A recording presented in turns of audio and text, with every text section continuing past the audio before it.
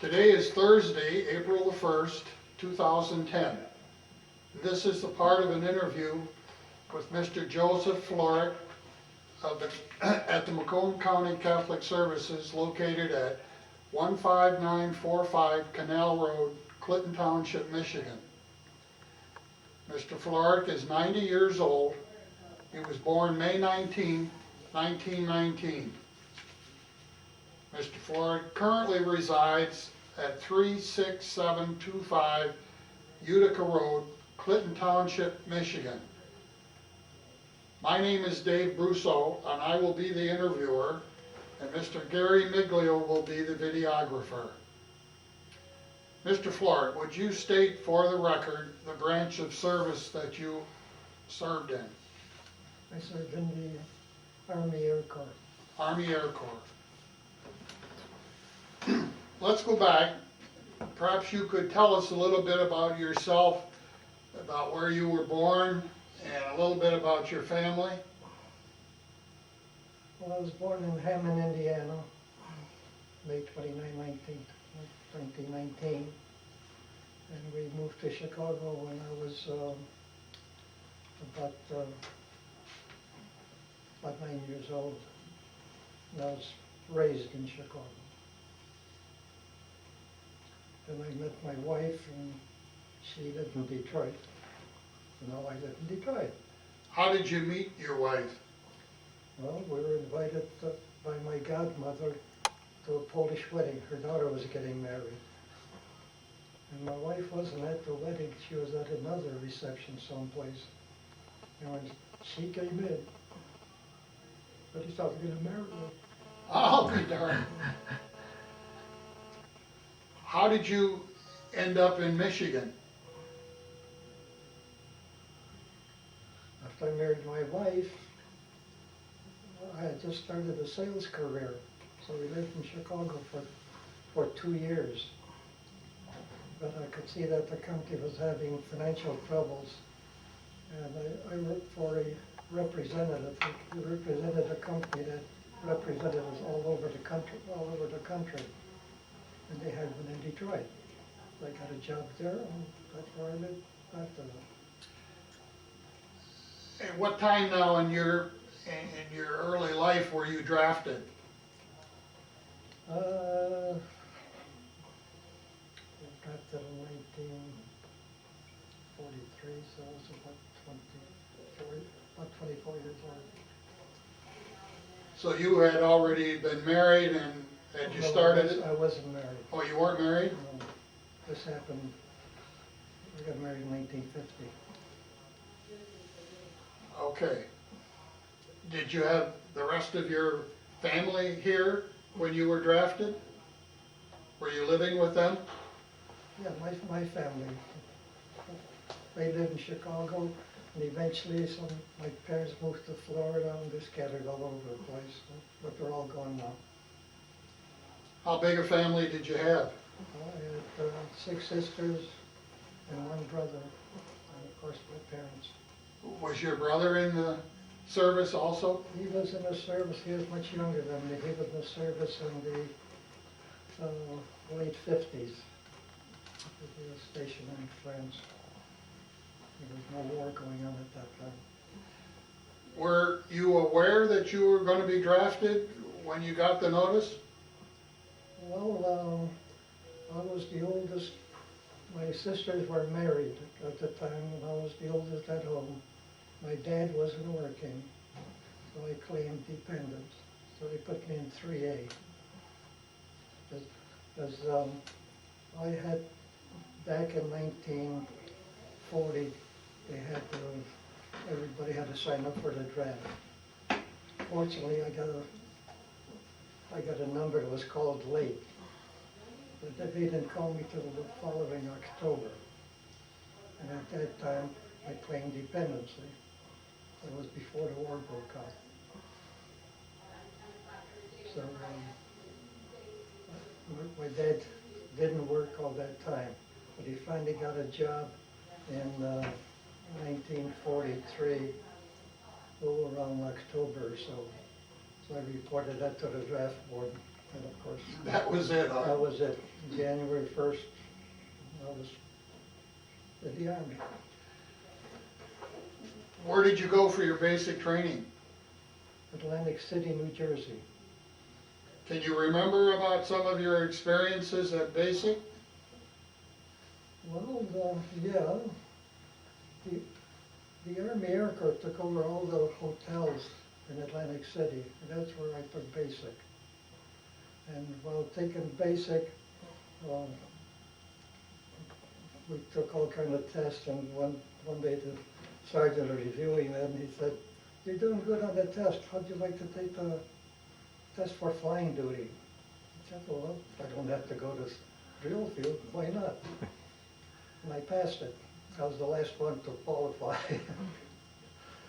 So then, about a week later, I had to go for a physical. And I passed that too, to my amazement. And but by the time they called me for the flying duty training, I was sent to a camp, Fort Monmouth in New Jersey. It was a radio repairman training. But I was there only about 5 weeks, and they called me out for my flying duty. And we went back to Atlantic City, and we had to wait for all the qualifiers to get together.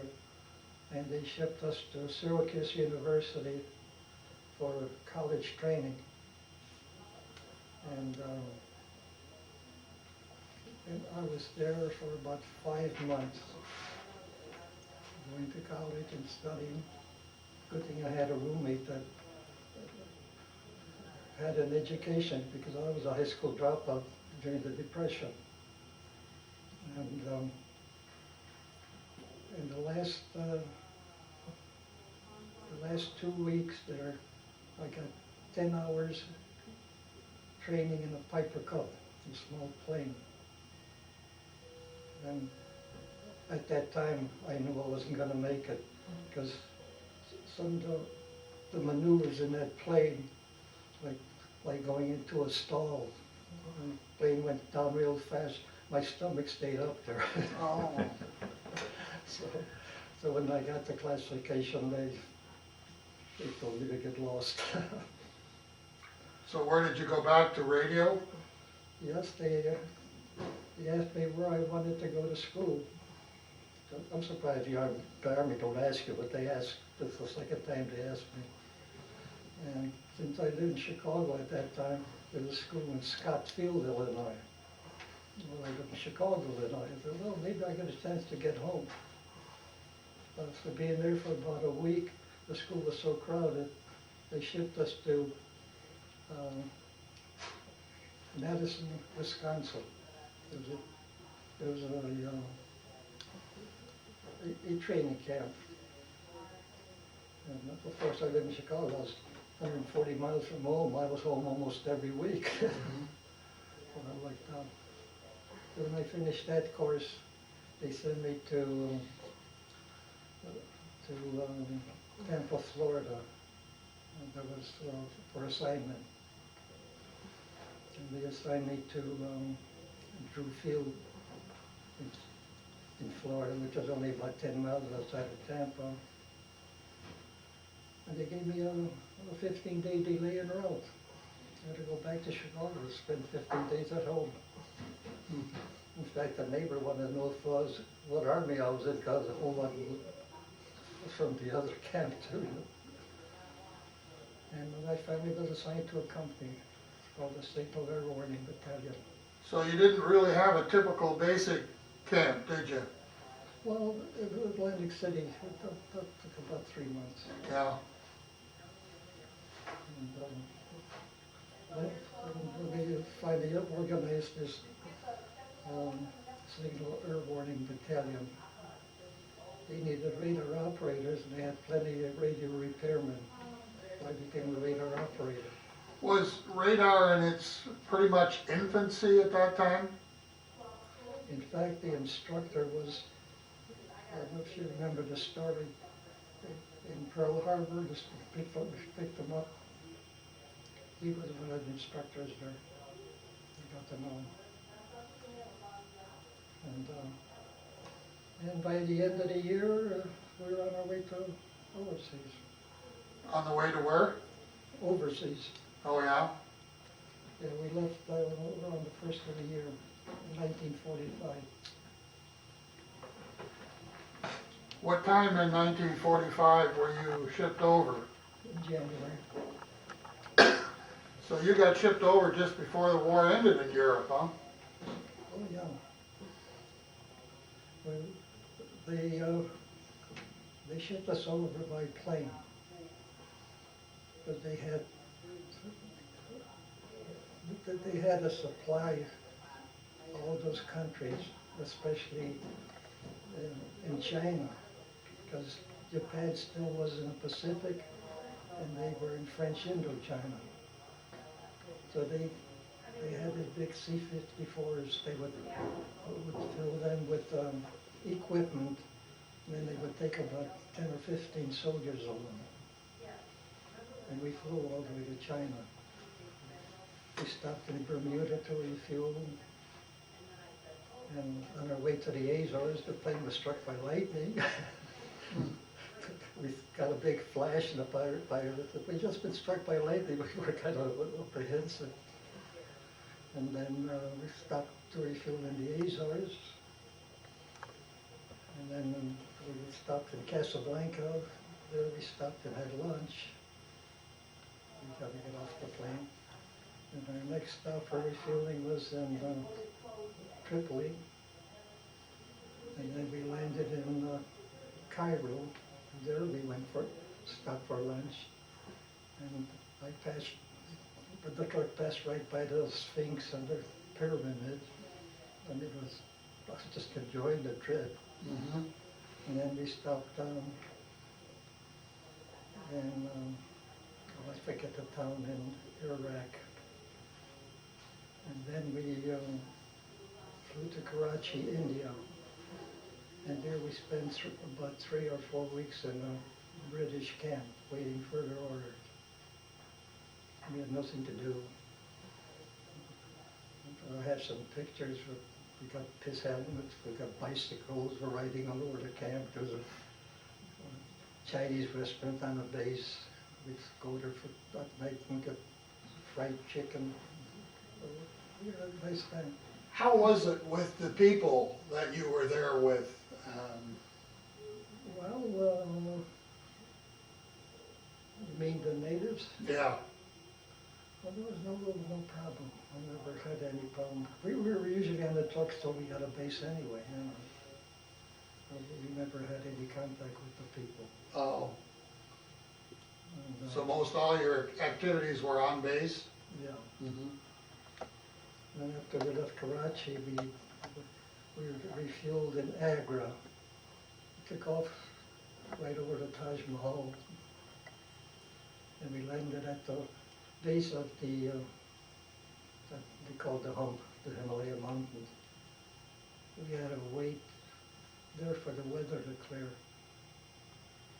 Because basically, the weather was very bad flying over the hump. But I didn't find out about it till like just recently. I saw an article in a history book. They lost 250 planes flying over the hump. Yeah, that was frequent that they had that weather disturbance Oh, yeah. there. The 800 soldiers died. Mm-hmm. If I'd have known that, I'd have been scared, but I was enjoying the flight. And then we landed in Kunming, China. We stayed there for a few days, getting settled for our future, the future spot that we were going to be. And there was a small air base, and the town was called Mengs, Mengts, I think. And there was an air base there. But they had one squadron of P-38s.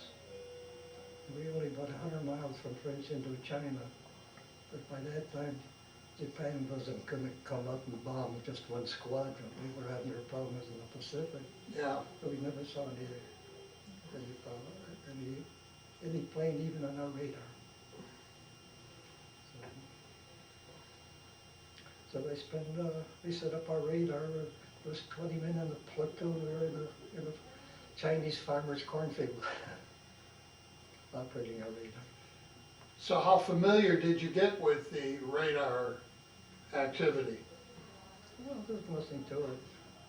We were on duty 6 hours a day, 2 hours on radar, scanning the skies. So your job was really scanning, Right. you weren't really involved in setting it up or, No, we had a,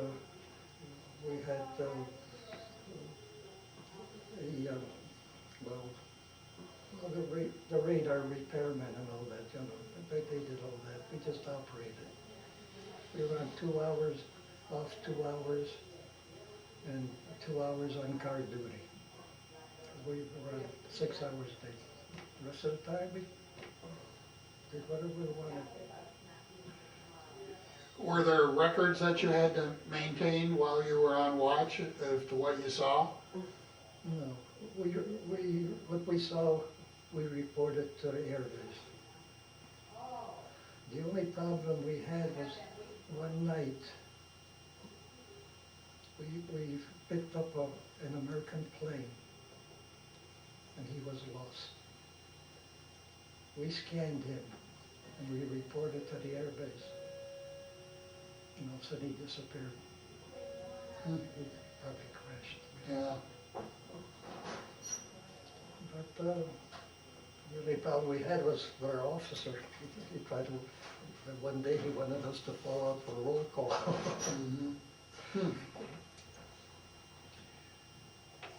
Well, how long a span had it been now since you were back home? Once you shipped over, you probably never had a chance to come back, huh? Well, not till the war ended. Not till the war ended. Tell me about the war ending. Were you up on what was happening, Oh, yeah. where you were, and Oh, yeah, were there ways to get scuttlebutt of what's happening in the yeah, war? we heard about the atomic bomb, because we had radios. Oh, really? Well, then, were you in the Pacific Theater or were you in the European? We were in China. Yeah, That was a, yeah, okay. they called it the CBI, China Burma India Theater. So, what did you think when the war in Europe ended? I mean, what was the feeling of the troops at that point? Well, we used, I think that was in, Be what, yeah, June yeah, of '45? Yeah. Well, we heard about it, and of course we're happy to hear that the war ended. But there was no celebration or anything like that. You didn't see an end to the Pacific War yet? Oh, no, we were still in the Pacific, we were in the Pacific at the time. Yeah. But you didn't see any end to that war coming up yet? Well, when we heard about the atomic bomb, we knew it was gonna end. Yeah. But just before that atomic bomb was out, they were preparing for an invasion, weren't they? Yes, well, we weren't nowhere close to that. Yeah, We were in China, in southern China. We heard about it because we had radios. yeah. And we were just hoping, we kind of figured that maybe by the first of the year, the war would end. That was before the atomic bomb.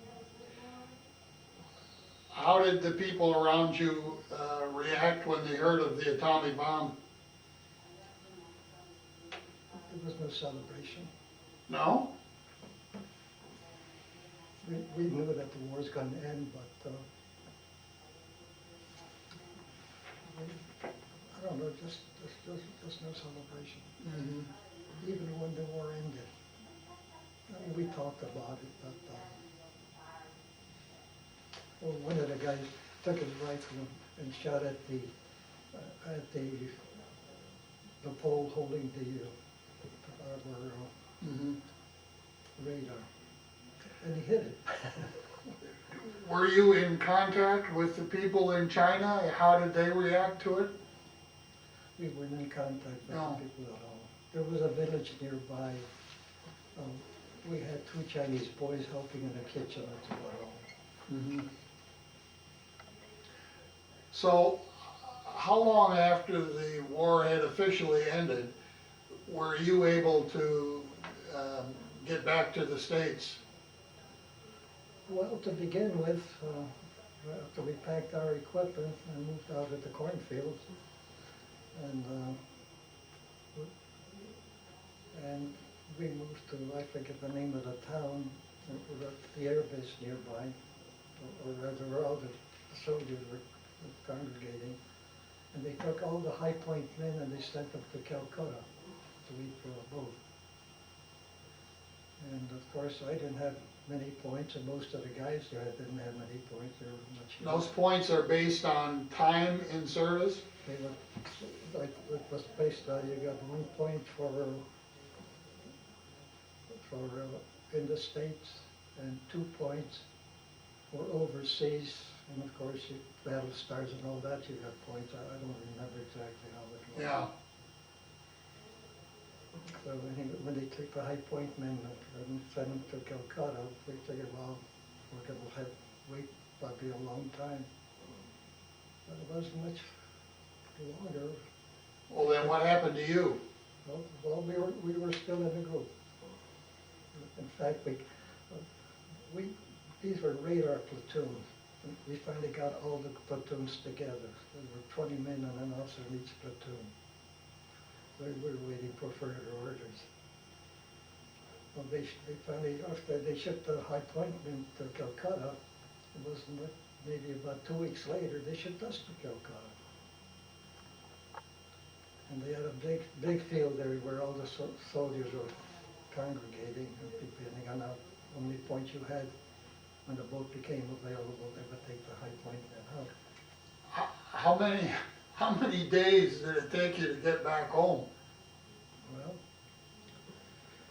we were very fortunate. I still don't know how it happened or why they did it. All of a sudden, we got orders that were shipping out the next day. And the High Point men were still there. I know they took us as a company or something.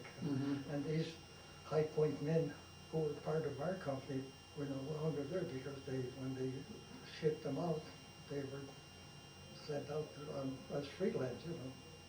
They had priority. They left them behind. I didn't know that.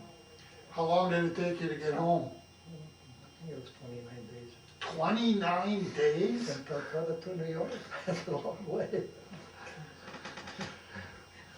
How long were you aboard ship? I say 29 days. Oh my gosh. In the hold. 29 days. That's,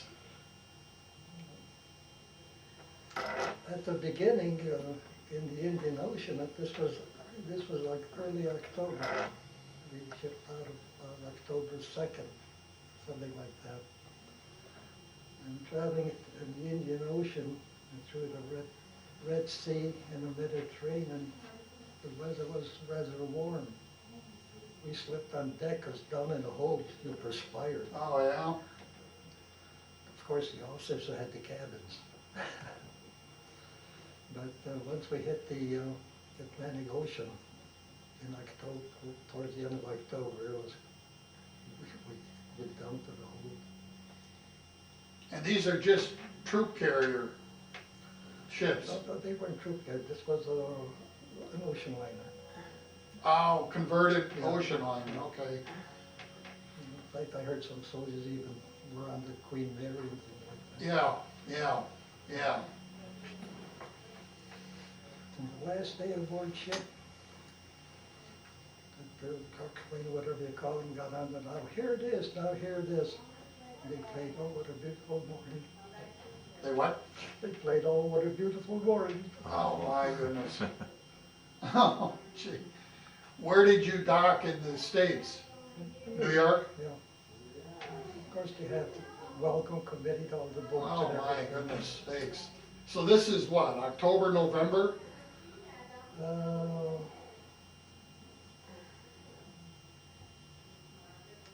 the, it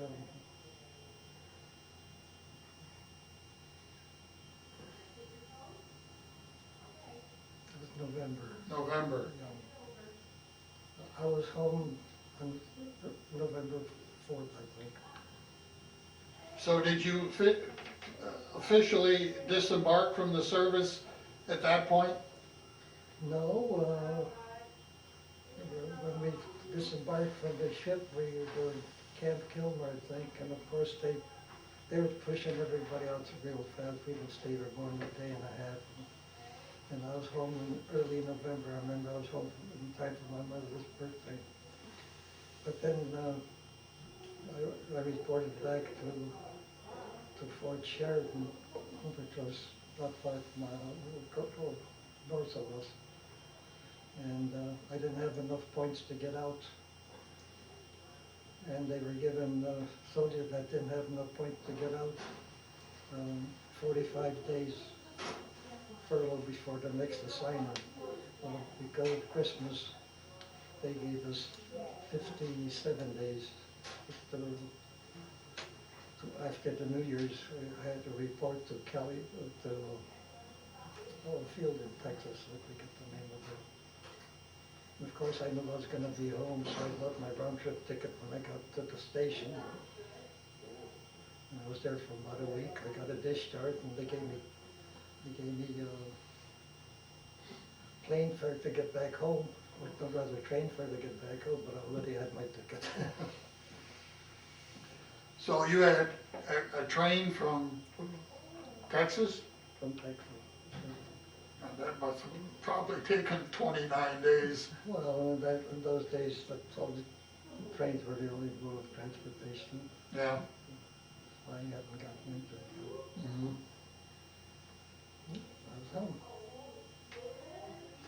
All right, tell me a little bit about what home was like after being gone for a couple of years. Well, they had that GI Bill, and I was tempted to go to school. But I was already 26 years old, and I didn't have any money. I had to get a job. So I got a job with a supply house in Chicago as a shipping clerk.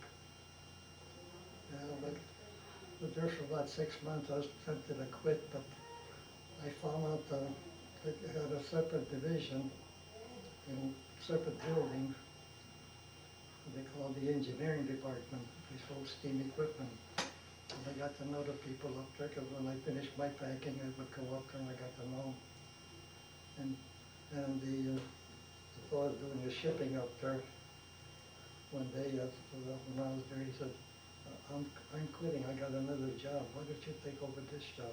It was a much pleasanter building. It had windows with southern exposure, where downstairs there were no windows or nothing. I said, well, I'll hang around and see what happens over here. Well, there was only about 5 people there. They had a manager, and a stenographer, a typist, and the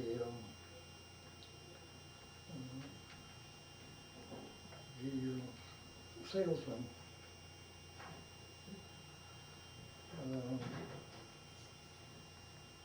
What the word's failing me.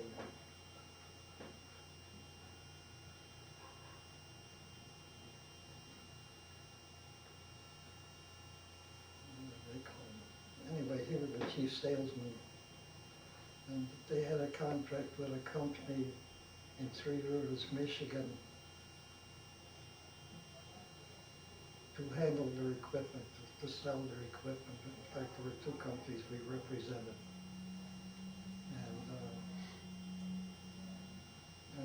But anyway, the stock manager had a drinking problem. I didn't know about that. And they let him go. And I became the stock manager, which was much more important than just wrapping packages. Yeah, I had a desk, I had a telephone, orders would come in, I had to take them, I had to maintain stock and things like that. Well, that went on for, I don't know, a year or so. And all of a sudden, the manager was promoted to the other department. So they brought up one of the order takers, made him the manager, and they made me the assistant manager. So here I'm in the office already. And in about 1939, one of the salesmen quit. I became a salesman. so in between all of this, you met your wife-to-be and, No, I met her in 1950, 1950, 49, 49? yeah. And, like I say, we were invited to a wedding. Uh-huh. My godmother's daughter was getting married, and her parents and my dad came from the same village in Poland. I didn't know that at the time. Oh, wow. So when I met her at the wedding, I started writing to her. So you picked her out right away, huh? By Labor Day, we were married. How big a family did you have? Her and her brother, And her brother? Is a younger brother? yeah. Mm-hmm. And you spent the rest of your career here in this Michigan? Yeah, when I applied for the job in Detroit, I got it, and I worked there for 31 years, and I retired from there. How did you stay in touch with your family when you were in China? Well, I wrote letters. Come on, you're a man. Men don't write letters. So that's the only way we could, Really? we couldn't wait for mail call. Yeah, well, I can appreciate that. No, You know, men all like to get them, but I don't know that they're all that good at writing them. I still have all those letters. Good. Good for you. In fact, my wife and I, we had our courtship was by mail. Uh-huh. Now, when you sent those letters, you didn't have to pay postage, right? No. How did you do that? They just marked it as, I think they said free or something. Okay, because my brother was in Vietnam and he would make a circle or a square like a postage stamp and then write free inside of it. And when we got letters from him, that's what it looked like. We didn't have to write it. We never wrote a square. Well, I It think he was just well, maybe they changed did it. Yeah. I'm sure it was hard for him to get used to being able to just write the letter and send it. But he'd make a little square and then he'd put free. Yeah, well, that's that for you. I thought that was kind of neat. I still have some of those that he wrote home. I thought that was neat. How did your mother, particularly, and father react to you being in the service? I guess they had to accept it. Yeah. They never complained about it or anything like that. Did they ever send you little care packages? Oh, yeah. In China, our officer, he was a 90-day wonder, as they called him. Yeah. And he didn't make no provisions. They gave him money and he's supposed to buy provisions for us. And that, he just never did. And while we were there, well, we got the diarrhea and we had to go to a hospital unit. We found out they had movies there. They invited us, and anytime we got time, come over to the movies. And after the movies, they ate some coffee and bread and cheese. They had Chinese boys serving us. The first time they brought some food over, we stuck it in our pocket. Even the second time, the bread, because we didn't have that stuff. And after this happened a number of times, but the colonel came over to our table and they, why are you guys stealing bread? "Well, because we're hungry." We couldn't believe it. Really? And they said, no, the cook we had was terrible. No. And I guess he reported to the inspecting general. Because the inspecting general would send a officer, driver in a jeep to find out what's going on. He stopped, talked to our officer, and he wanted us court-martialed because we didn't fall out for roll call. One Sunday morning, the sergeant came in, everybody out for roll call. And the group I was with, the three fellows, we were on the 6 to 12 shift. So this was about 7 in the morning, we weren't ready to get out of bed. Yeah. But the other group, they run from the 12 to 6. So when the sergeant walked in, the Irish boys told him where to go. And of course, the captain walked in, and he really stormed it. You guys are disobeying an order. So we wouldn't go on. So when this captain from the inspecting general office came by, and he first went to the kitchen, then to the lieutenant's office, and he stopped at the officer's tent. And we had 3 tents, so he stopped at each one, and finally he came to our tent. He sat down on the bed, and he looked at us. He said, "The officer wants you guys court-martialed." And this Chinese boy came out, and he said, "We're looking forward to it. We want to find out why we weren't getting food." Mm.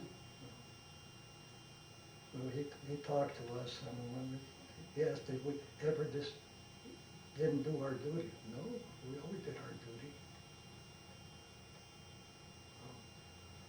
So he went back to the officer, and the officer decided he won't court-martial you if you guys behave.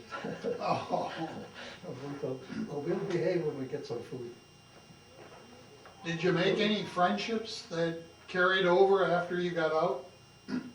Yeah, I wrote to one boy, a Polish boy who lived in Binghamton, New York. And he just died about a year ago. The others I never heard from. Kind of outliving all of your friends, huh? You know, all my wife's, of course, my wife's friend became my friends too. All the men are gone. Hmm. Of course, there's one good thing about it. Like my doctor told me, he says, "You children were lucky. Your both parents lived to be 90. That doesn't happen very often." No, I'm sure it doesn't. Any other events or things that happened that you'd like to share with us that you can recall? Well, I could tell you that I had a good wife. We were very. Can't ask for more than that, can you? She was everybody liked her. Yeah. Well, that's great. That's great. When did you retire now? Did you retire at the 65 or? At 65 I retired. I wanted to retire at 62 because things were kind of Yeah. iffy and down at work, but there was no provisions made for retiring at 62. It was just a family owned company. We started out, we only had three employees, and when I retired, we had 14. Mhm. So what did you take up in retirement? Was there some, I started bowling, golfing. oh, really? You weren't doing that before, huh? Oh, I did some of it before, but not that often. So you really jumped into retirement and started living the life of Riley, huh? Well, for one thing, My wife had a mother that lived to be 97, and she needed help. Mm. So she would go there just about every day. And I would be there till about 3 o'clock. So I was alone, so I started golfing. In fact, I became pretty good. That's, when you think about it, that's almost 30 years. That's almost a lifetime of work. You were able to add on another lifetime, 30 years in retirement. Well, That's, considering that, like I mentioned, I was a high school dropout, we called on the industry, especially design engineers. I know at one time I talked to an engineer that had a PhD. mhm. Of course, I knew my line, I knew what I was selling. So I did real well for a high school dropout. Great. Anybody else wanna ask a question? You never used your radar skills after you left the service? And after I left the Army? Yeah, I mean, No, you didn't think about becoming an air traffic controller or something? no. No, I got this job and I worked my way up in that company from a shipping clerk to a salesman. And, I continued, so I called on the industry, all the auto plants, the chemical companies. Wayne, that chemical had a. Were there a sufficient number of jobs available when you left the service? Or was it really hard to find something? It's hard to find something, because the GIs were coming away. Yeah. There were a lot of women that had taken over jobs in industry. And when the service ended, a lot of them went back into the home. Or did they kind of hang on for a while, or do you recall? Well, there was no problem with the company that I was working on. But the women were, just not, I think it was still normal. Was that just a kind of a chance interview that you got to get that job? No. They needed shipping clerks. But how did you know they needed that? Well, my brother-in-law knew a friend that worked there. Oh, I see. And, in fact, shipping clerks didn't last very long. Yeah. In fact, the first promotion I got, I came from packing city deliveries to truck deliveries, which was more important. I got a chance to walk around, and I had to call trucking companies, packing crates and things like that. So when I moved to the other department, they were sorry that they lost me. So we had to get somebody else to do that. Well, it looks like everything worked out pretty well for you. Can we see his picture? And I don't know if he has any photographs. or Are you something. able to pick that up? I think so.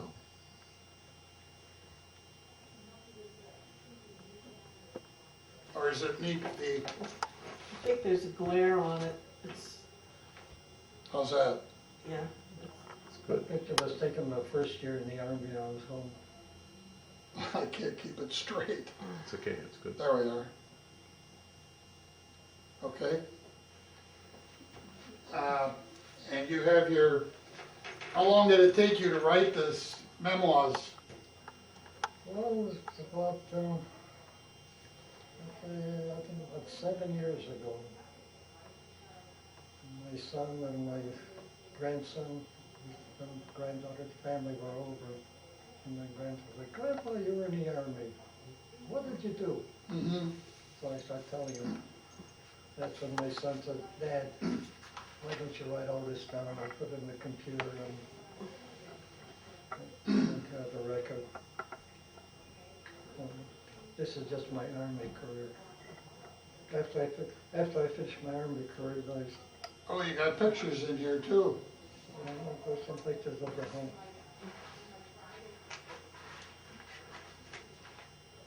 That's about the only ones that's true.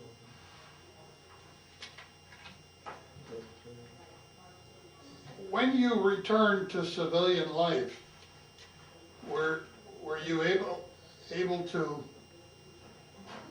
during vacation time, ever go and visit back where you were, or I mean, go back to China? And you didn't really have a need to do that, huh? we did a lot of traveling around the States. Just around the States? My parents moved to Florida around 1955, so there was a place to go. Interesting. To be able to recall all of that, that's nice, and that you're even able to share those thoughts too in writing the memoirs.